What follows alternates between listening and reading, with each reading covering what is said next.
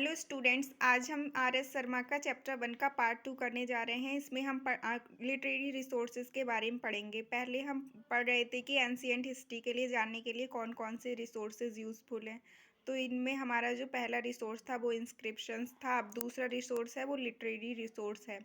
आइए देखते हैं अब लिटरेरी रिसोर्सेज में हम किन किन चीज़ों के बारे में पढ़ते हैं और एंशियंट हिस्ट्री की जानकारी हम किन किन चीज़ों से लेते हैं। तो सबसे पहले इसमें राइटिंग्स।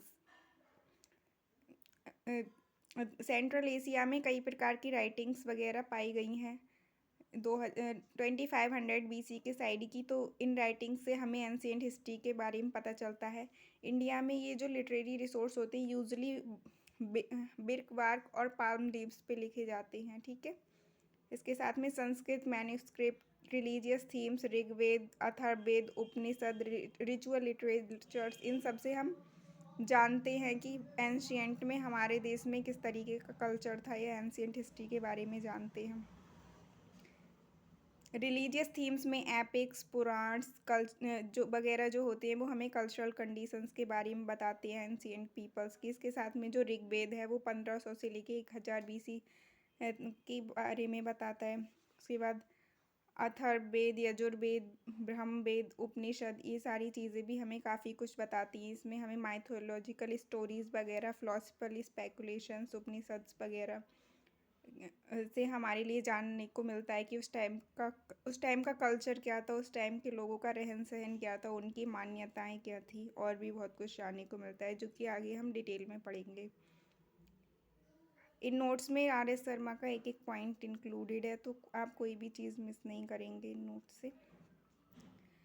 रिचुअल लिटरेचर, जो रिचुअल लिटरेचर होती है उससे में जैसे गृह सूत्र, श्रुत सूत्र, इन सारी चीज़ों से भी हम काफ़ी कुछ जानते हैं। आइए स्टार्ट करते हैं महाभारत से। हमारा जो पहला लिटरेरी रिसोर्स है वो क्या है? महाभारत है।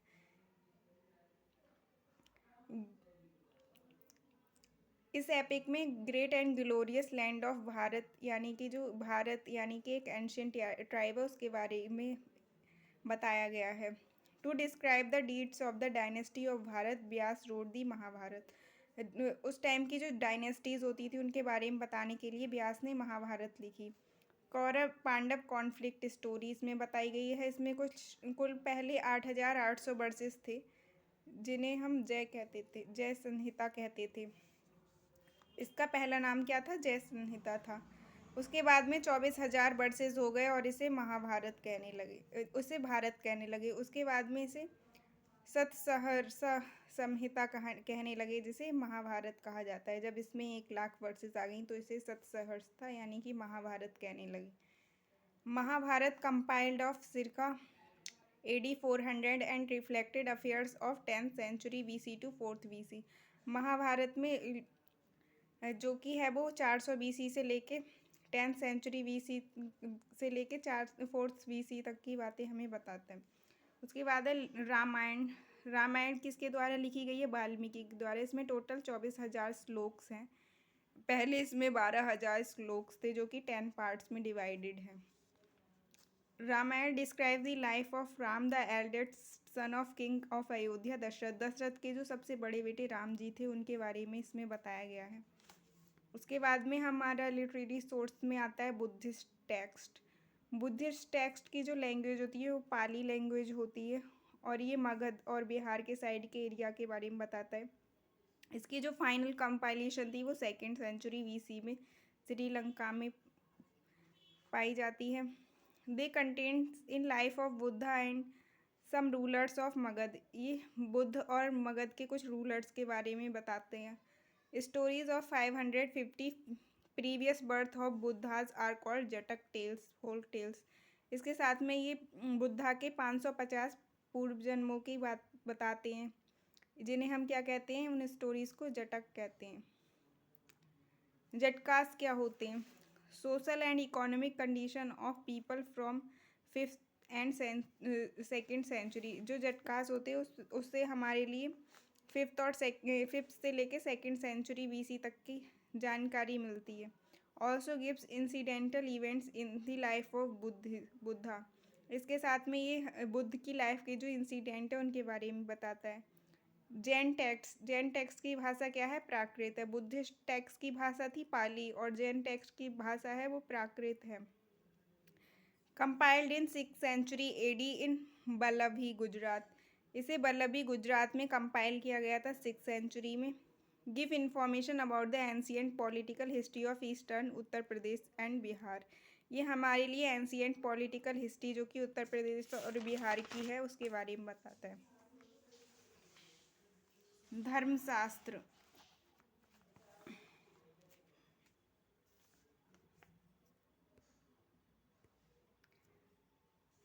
Jain text refer to trade and traders. Jain text जो है वो हमें ट्रेड और ट्रेडर्स के बारे में बताता है। अब धर्मशास्त्र की बात करते हैं। धर्मसूत्र दे वर कंपाइल्ड इन 500 to 200 BC। यहाँ पे ये सूत्र होगा। तो धर्म सूत्र को कब कंपाइल किया गया था? 500 से लेके 200 BC के बीच में कंपाइल किया गया था। Smriti were codified in the first 6th century AD. Smriti को फर्स्ट 6th सेंचुरी एडी में बनाया गया था। And their commentaries at a later date. और उनकी कमेंट्रीज को बाद में बनाया गया था। They lay down duty for different varnas and for kings and officials. Smritis और कमेंट्रीज में हमारे लिए जो राजा के और डिफरेंट लोगों के वर्ण की जो ड्यूटीज़ होती है उनके बारे में बताया जाता है, जैसे मनुस्मृति वगैरह। They prescribe rulers for property and inheritance. ये रूलर को प्रॉपर्टी और इनहेरिटेंस वगैरह के बारे में बताती हैं। They also prescribe punishment for person of guilt of theft assault and murder. इसके साथ में ये जो चोरी डकैती और किसी की असॉल्ट या मर्डर करने का जो कानून होता है उसको भी प्रिस्क्राइब करते हैं, यानी उसको भी बताते हैं कि क्या दंड मिलना चाहिए। Secular literature. अभी हमने जो पढ़ा वो रिलीजियस लिटरेचर थी, यानी रिलीजियस लिटरेरी सोर्स थे। अब हम पढ़ेंगे सेकुलर लिटरेचर, जिसमें जैसे कौटिल्य यानी चाणक्य की जो अर्थशास्त्र आती है उससे भी हमें काफ़ी कुछ जानने को मिलता है। ये 15 बुक्स हैं। 15 बुक्स का कंपाइलेशन है जो कि बिगनिंग ऑफ क्रिस्ट एरा में लिखी गई थी। The compilation of second and third books of earlier dates and by other persons. जो सेकेंड और थर्ड बुक्स हैं वो किसी और ने लिखी हैं और पहले लिखी गई हैं। Earlier portion reflect the state of society economy in the age of Mauryas. ये हमारे लिए उस मौर्यंस के टाइम्स की स्टेट ऑफ सोसाइटी के बारे में बताते हैं। अर्थशास्त्र gives information about ancient India polity and economy. ये पुराने ज़माने की भारत और उसकी राजनीति एवं इकोनॉमी के बारे में बात करती है। संस्कृत लिटरेचर रिसोर्स, इसमें कालिदास, कुमार संभव, रघुवंश और Meghdoot. The works of Kalidas include दी कुमार संभव, रघुवंशम, मेघदूत एंड अभिज्ञानम शकुंतलम। कालिदास की ये जो किताबें हैं उनसे भी काफ़ी कुछ जानने को मिलता है। बाण भट्ट जो थे उन्होंने हर्ष चरित्र लिखी थी, which is the biography of king Harsh and Kadambari. Harishchandra और कादम्बरी की बायोग्राफी जो लिखी गई है उससे भी बहुत कुछ जानने को मिलता है। भावभूति रोट उत्तर रामायण। भावभूति के द्वारा लिखी हुई किताब क्या है? उत्तर रामायण है। भैरवी ने कीर्तार्निया लिखी थी। विशाख दत्त ने मुद्रा राक्षस लिखी थी। सुद्राका ने मृक्ष कटिका लिखी थी। दंडिन ने दशा कुमार चरिता लिखी थी, the tales of 10 piece. 10 Kumar Charitra, जिसमें कि 10 प्रिंसेस के जीवन के बारे में बताया गया था। Sangam literature. They were the earliest Tamil texts. जो संगम लिटरेचर होती है तमिलनाडु साइड के लोगों के बारे में बताती है। ये composed over a period of 4 to 5 centuries. ये लगभग 400 से 500 साल के टाइम में लिखी गई थी। सच लिटरेरी असेंबलीज आर कॉल्ड संगम। ये राजा के द्वारा कुछ स्कॉलर्स को असेंबल करके उनको फिर ये काम दिया जाता था ये लिटरेचर लिखने का, तो उनके द्वारा लिखी गई होती थी। उस तरीके की असेंबली को हम क्या कहते थे? संगम कहते थे। Compilation corpus 4th century of CE, final composition ended by 6th century। इसकी जो कॉर्पस कंपाइलेशन थी वो 1st से लेके 4th century तक लिखी गई थी। उसके बाद में जो लास्ट कंपोजिशन थी वो 6th century के एंड तक लिखी गई थी। Sangam literature gives information about social, economical and political life of people of deltaic Tamil Nadu in early Christ era. ये हमारे लिए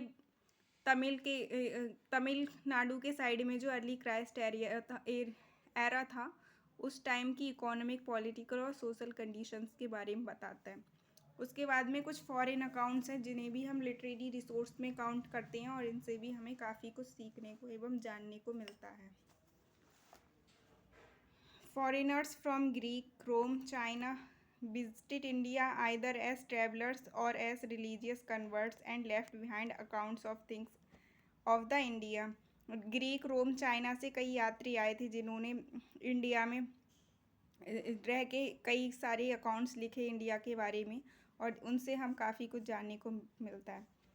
Alexander invasion which was not mentioned in India source had been mentioned in Greek resources. जो Alexander का आक्रमण हुआ था भारत में उसे इंडिया के किसी रिसोर्स में नहीं लिखा गया है, लेकिन उसे हम ग्रीक रिसोर्सेज से पता करते हैं।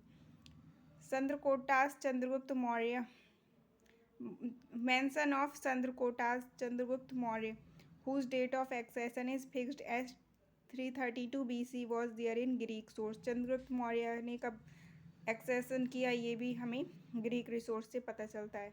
मैगस्थनीज की indica give information about the Mauryan administration on social classes and economic activities of Mauryan period.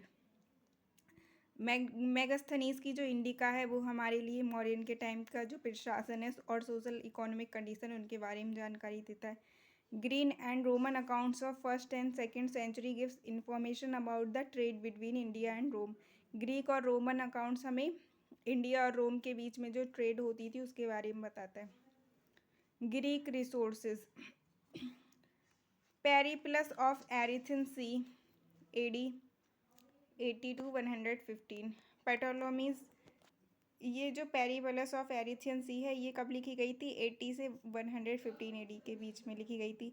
पैटोलोमीज की जोग्राफी की बुक है वो 150 के अराउंड लिखी गई थी। Both provide information about the study of ancient geography and commerce. ये एंशियंट जोग्राफी और कॉमर्स के बारे में इंफॉर्मेशन देती है। Pliny's naturalist Historia 1st century trade between India and Italy के बारे में बताती है। Chinese traveller Fahien visited the early 5th century AD gives account on social, religious, economic condition during Guptas. जो फाहियान था वो गुप्ता पीरियड में आया था और वो गुप्तास के बारे में बताता है। हुएन सांग visited the quarter of 7th century and give account of the religious and economic condition during the Harsha period. जो हर्षवर्धन थे उनके काल में हुएन सांग आया था जो कि हमारे लिए हर्षवर्धन काल की रिलीजियस और इकोनॉमिक सोशल सिचुएशंस के बारे में बताता है। अब एराज की बात करते हैं। एरा का मतलब होता है एक पूरा दौर, कई सालों का जो समूह होता है उसे हम एरा कहते हैं। विक्रम संवत एरा ये कब से स्टार्ट हुआ था? 58 BC से। शाक संवत कब से स्टार्ट हुआ? 78 से। और गुप्त एरा 890 AD से। Indian historical sense was started by Harshacharita by Banabhatta, a semi biographical work in ornate style of beginning and spare later was written by warn in 7th century। Banabhatta की जो हर्षचरित्रा है वो ऑर्नेट स्टाइल में लिखी गई है और इसे किसने लिखा है? बाणभट्ट ने लिखा है 7th century में। It gives court life of Harsha, social and religious life in his age. ये कोर्ट लाइफ ऑफ हर्ष के बारे में और सोशल और रिलीजियस लाइफ के बारे में बताता है उसके टाइम की। The national calendar based on the Shaka era with चरिता as is first month and normal year of 365 days, adopted from 22 March 1957 along with the Gregorian calendar for the following official purpose। जो national calendar है वो हर्ष चरित्र की जो साख संवत है वहाँ से लिया गया है, और इसके साथ में जो ग्रीगोरियन कैलेंडर है यानी कि जो इंग्लिश कैलेंडर है उससे भी लिया गया है। 22 मार्च 1957 में इसे अडॉप्ट किया गया है। गैजेट ऑफ इंडिया, इसके साथ में हम गैजेट ऑफ इंडिया से भी काफ़ी कुछ पता लगा सकते हैं। News broadcast by All India Radio, calendars issued by the government of India, government communications address to the public. Date of national calendar have a permanent correspondence within the Gregorian calendar. First Charitra falling on 22 March normally and 21 March of the year। जो first Chaitra होते हैं वो कब से start होते हैं? 22 मार्च से होते हैं। तब से ये हमारा जो नेशनल कैलेंडर है ये भी इस चीज़ को काउंट करता है। बायोग्राफीज़ के थ्रू हम काफ़ी कुछ जानते हैं, जैसे Sandhyakara Nandi's Ramacharita narrates the story of conflict between Karbala peasants and Pala prince of Rampal. इसके बाद में Bilhana's Vikramanka Devacharita gives the information about Vikramaditya Chalukya king of Kalyan. Charita biographies of merchant of Gujarat in 12th and 13th AD।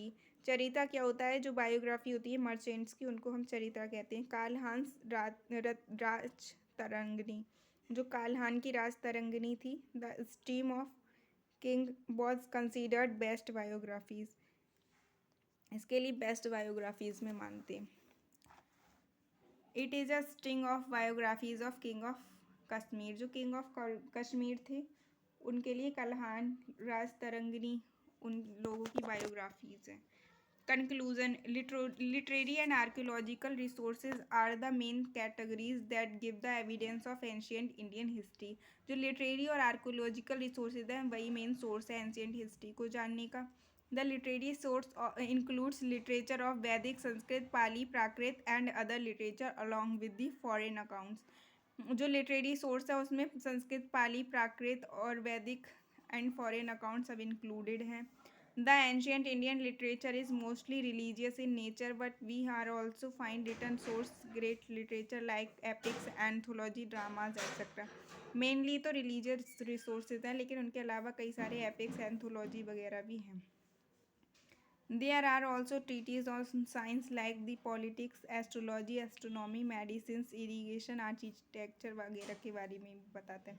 The archaeological sources include the epigraphic, numismatic and other architectural remains। numismatic मतलब coins वगैरह के through, और epigraphic के through ही हम काफ़ी कुछ जानते हैं। New exploration and excavation have opened the great landscape of new information about history। नई एक्सप्लोरेशन और एक्सकावेशन के थ्रू भी हम हिस्ट्री की नई लैंडस्केप को डिस्क्राइब कर सकते हैं। Thank you friends.